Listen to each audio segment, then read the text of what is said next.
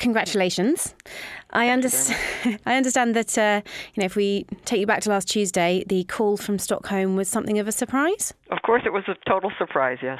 And it's also at 5 a.m, so, And the research that you won for was done in 1985 while you were a PhD student experimenting with lasers.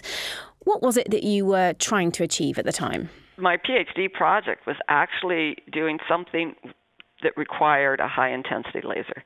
It was supposed to work in a way that many, many photons of light would interact with an atom all at the same time. And to do that, you need to have all of your photons squeezed into a small volume. So that's what we were trying to do. But unfortunately, if you do that inside your laser, it blows up. And so the idea came around to say, okay, what we have to do is not squeeze all the pulses first, stretch them out so that it's over a great big volume, amplify it up, and then when we have all of the photons in the great big volume, you can squeeze it back down to a small volume, and now you have a really intense source of light. And why is it that you wanted to improve the intensity of the lasers? Well, we wanted to interact with atoms in new ways, and this type of laser can now have a force on an electron that's bigger than the force that holds the electron to the atom.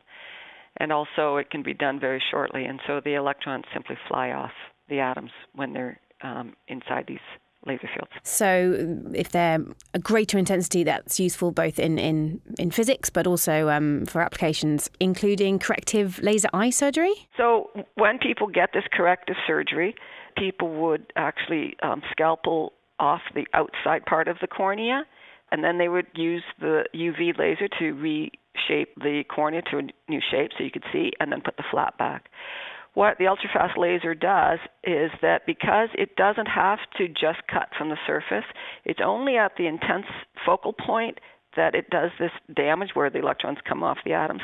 You could actually put your laser and scan it over your cornea, and it would cut underneath that. Instead of using a metal scalpel, you can use a laser. Sounds like a much less painful process. That's right. And it can be very precise with the laser. Now, I wish we didn't have to talk about gender. I'm sure that's a topic that you've spoken about a lot this week, but as you'll be very well aware, you're, of course, just the third woman to win a Nobel Prize in physics. I guess, first off, do you think that women are currently underrepresented among the Nobel laureates? Well, 3 in 100 years or something.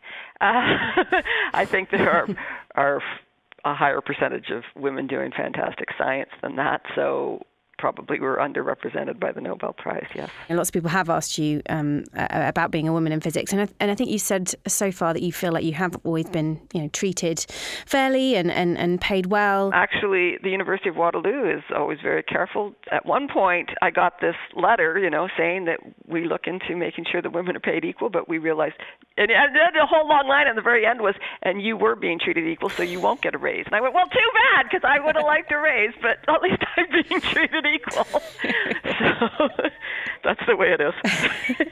That's really good to know. And much has also been made of the fact that you are an associate professor rather than a professor.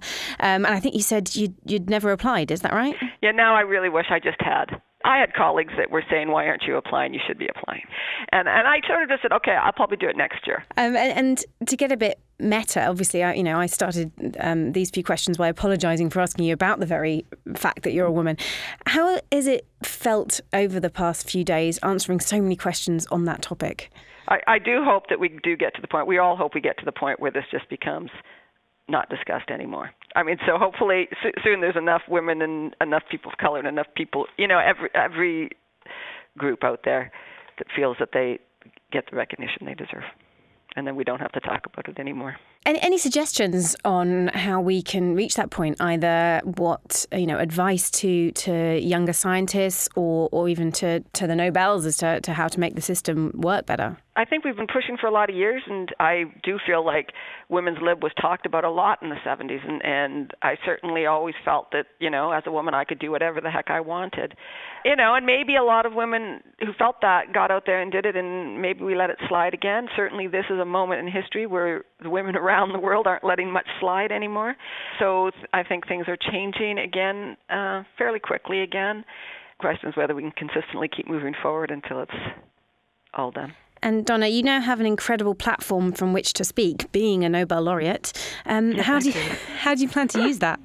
I I don't know. It's kind of a scary kind of thing because I am somebody who just talks a lot without thinking. And people have been quoting me back, and I went, did I actually say that? Did I actually say that? So that's got me a little scared. I will have to practice not just saying the first thing that comes into my mind. And how has your life changed then since becoming a Nobel laureate on Tuesday? Oh, well, completely.